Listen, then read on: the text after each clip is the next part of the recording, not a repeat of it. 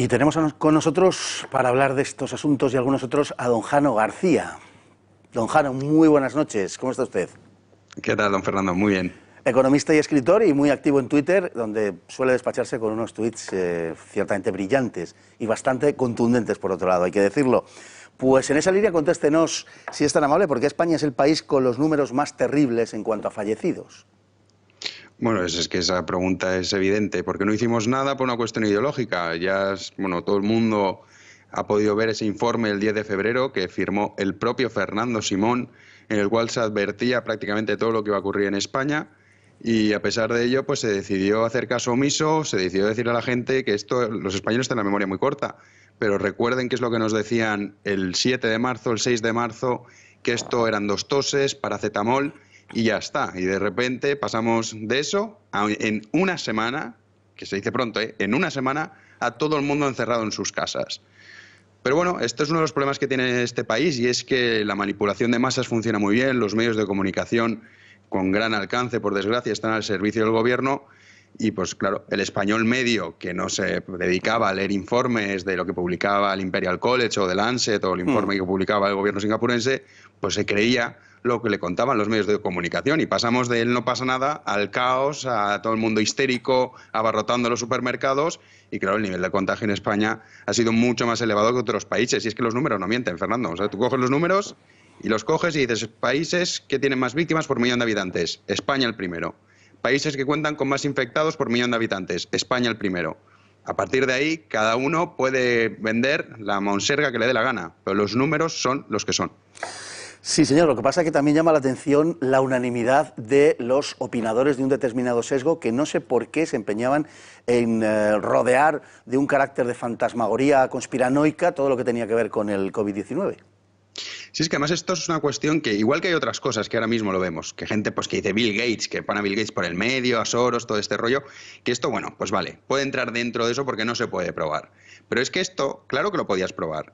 Simplemente siguiendo lo que estaba pasando en China, ya veías que esto no era normal. O sea, cuando tú ves una ciudad como Shanghái, que está completamente vacía, y esto fue a finales de enero, principios de febrero, tú ya tienes que, por lo menos empezar a sospechar que esto es algo más serio. Porque Shanghái es 3 veces Nueva York. Si tú a un ciudadano español le hubieses dicho, oiga, ¿usted se imagina Nueva York completamente vacío y todo el mundo en sus casas? Te hubiesen dicho que no, que como mucho en alguna película o algo similar. Pero bueno, Shanghái 3 veces Nueva York. Pero no solo eso, es que encima, lo que no tiene perdón, es que los italianos nos avisaron. Estábamos ya todos viendo lo que estaba pasando en Lombardía. Y aquí nos decían que es que el sistema sanitario italiano que era poco menos que una basura, cuando el sistema sanitario de Lombardía precisamente es de los mejores del mundo. Y estábamos viendo también cómo el personal sanitario estaba cayendo como moscas, cómo la gente mayor era la que más sufría. Y aquí no se ha hecho nada. Ningún tipo de previsión. Se dejó pasar todo y de pronto, pues claro, cuando estos voceros, pues tú los has dominado de otra forma, yo para mí directamente son voceros, lo que hacían era obedecer las órdenes gubernamentales. Pues si es que viven de ellos, dependen de ellos. Entonces, a partir de ahí su independencia es nula. ¿Qué es lo que te dice el que te paga? Pues tú es lo que replicas. Es así. Bueno, hemos llegado a un punto en el cual las cosas da la impresión de que la situación ya no da mucho más de sí. La pregunta es si ha llegado el momento de terminar con el estado de alarma. Ya sabemos que no políticamente, pues sabemos lo que está pasando, pero digo, desde el punto de vista de la racionalidad. No, por supuesto, o sea, el estado de alarma ya no tiene ningún sentido. No esta nueva prórroga que han aplicado, sino la anterior ya no tenía sentido.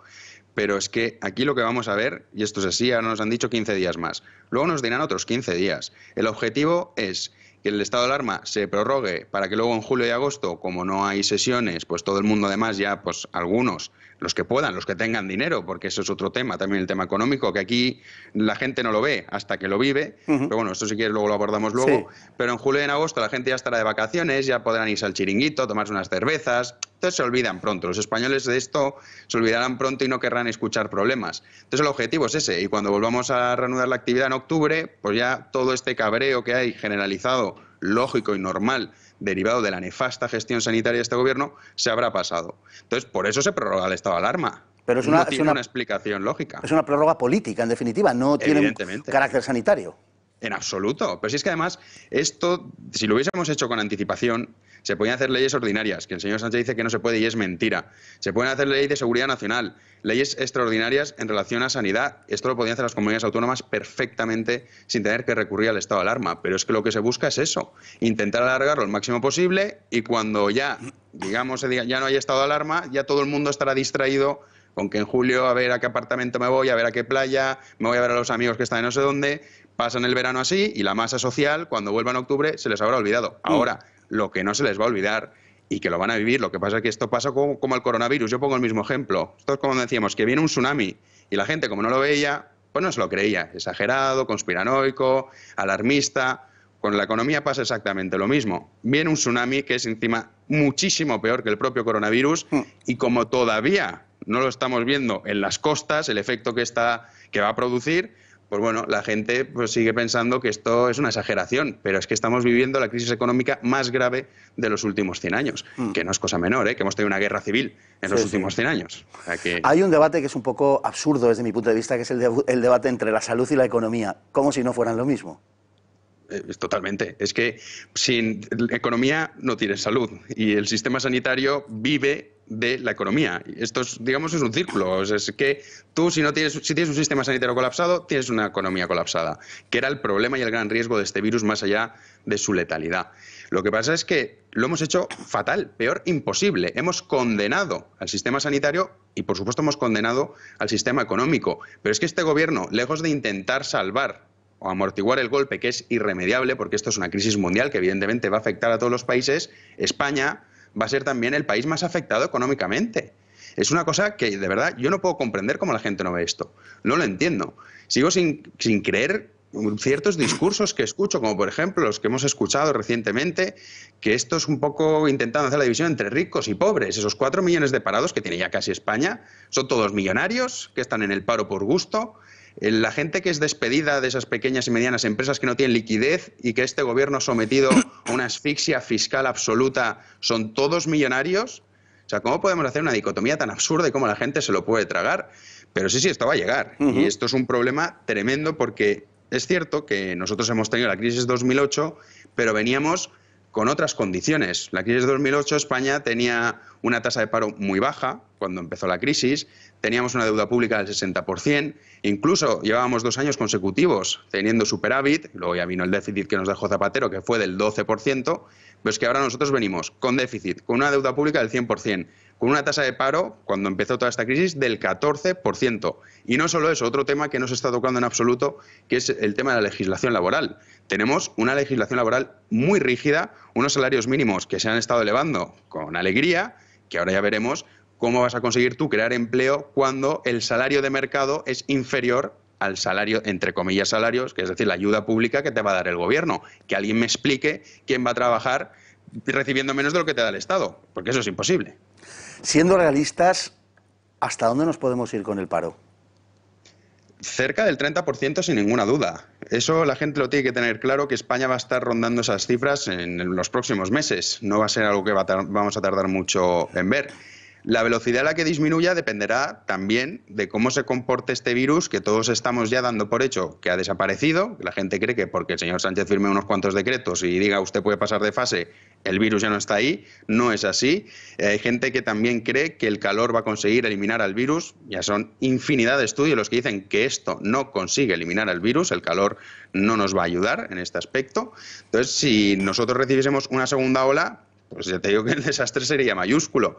Ahora bien, si no es así, pues la velocidad de recuperación de esa tasa de desempleo puede ser rápida. Pero esto está en veremos. Lo que sí que sabemos seguro es que de momento vamos a entrar en una crisis que no tiene parangón en la historia de España en los últimos 100 años.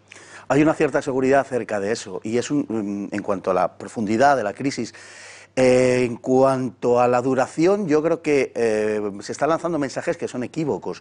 Hay numerosos economistas que están señalando una y otra vez que de recuperación en 3 años, nada de nada. Esto es muy aventurado, yo no me atrevo a hacer esta afirmación porque depende de muchos factores, sobre todo depende del sector sanitario. Vamos a imaginar que hay estudios que también van en esa dirección, que este virus va a perder muchísima fuerza y que nosotros no vamos a tener una segunda ola. La recuperación a nivel global, evidentemente, también va a beneficiar a España, que esto es otra cosa que mucha gente desconoce. El 24% de nuestro PIB son las exportaciones. Todos nos enfocamos en el turismo, que ciertamente es un porcentaje importante, que es un 13% del PIB, pero las exportaciones no son cosa menor.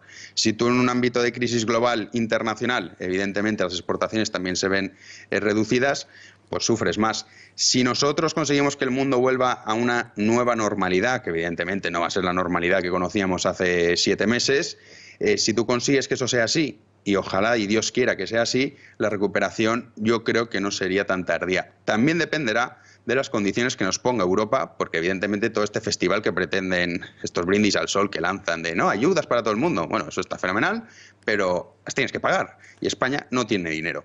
Veremos a ver en qué queda ese fondo que ya ha anunciado la Unión Europea, que de momento son 500.000 millones de euros, que esos 500.000 millones se dice, todavía no está confirmado, que España podría recibir en torno a 90.000 millones, 100.000 millones, pero eso simplemente daría para pagar los ERTEs de estos últimos meses y poco más, que la gente ya se cree, mira, nos lo dan, transferencia directa, es decir, dinero a fondo perdido y ya está. Bueno, vamos a esperar a ver cuáles son las condiciones y luego ya veremos el rescate en qué condiciones viene, porque yo de verdad lo pienso, es la única solución que tiene España, es que aquí intervenga la Troika y que, por supuesto, las cuentas no las lleve Sánchez ni el señor Iglesias y que las lleve la señora Merkel. A nivel de soberanía nacional, ¿pierde soberanía nacional? Pues yo qué quieres que te diga, Fernando. Yo prefiero que en mi país manden ahora mismo en Alemania o en Bruselas que mandemos nosotros, así de claro. Yo evidentemente tengo otro punto de vista, pero la pregunta es, ¿nos van a intervenir? Yo creo que es inevitable. O sea, es que aquí estamos en una situación que, como digo, España no tiene dinero. Vamos a una crisis que la deuda pública nos dicen que va a estar cerca del 115, no, va a estar más, 120, 125. El paro, ellos nos cuentan que va a estar rozando el 22, el 21, no va a ser así, va a ser mayor. Lo mismo que el déficit, el PIB, ellos dicen que prevén un crecimiento del 9%. Yo auguro que será más cercano al 12, 13%. Entonces, bueno, a partir de ahí tú tienes un país que está quebrado. Literalmente, un país que está quebrado y que necesita ahora recurrir a un aumento de la deuda pública para poder financiar todos estos gastos que vamos a tener. ¿Cómo consigues eso? Pues tienes dos fórmulas. Una, que es bajo el paraguas de la Unión Europea, es decir, la Unión Europea, esto que hemos escuchado de los coronabonos o eurobonos, que lo que consiste es que el acreedor, el que compra ese bono, sabe que está respaldado por toda Europa. Es decir, tú pagas menos intereses luego y te aseguras de que evidentemente vas a cobrar con mayor probabilidad. Ahora bien, si tú lo haces a nivel nacional, es decir, España, pues en fin, yo creo que los acreedores a lo mejor, una cosa así descabellada que puede pensar uno, prefieren invertir en bonos de Alemania, de Austria o de Holanda. Lógico y normal. Y luego aquí hay otro punto. Nosotros miramos con nuestra perspectiva de la solidaridad europea, pero nosotros también tenemos que tener muy en cuenta, y esto cuando lees la prensa internacional, que es muy interesante, tú lees los artículos que hay en Alemania, en Holanda, en Austria, y la visión que ellos tienen es, bueno, vamos a ayudar, pero hasta cierto punto y con unas condiciones. Entonces, si el rescate no se acepta, pues España yo no sé a dónde puede ir, porque ya sería, vamos, el colmo de la desgracia que nos viésemos fuera de la Unión Europea. No, esto tampoco creo que suceda, pero en fin, la verdad es que están pasando cosas que no podíamos ni imaginar hace muy poco tiempo. Cambia. Una pregunta casi de sí o no, aunque puedo imaginar la respuesta, pero ¿están castigando a Madrid? ¿Están castigando a Madrid por Ayuso, para castigar a Ayuso por razones políticas, evidentemente?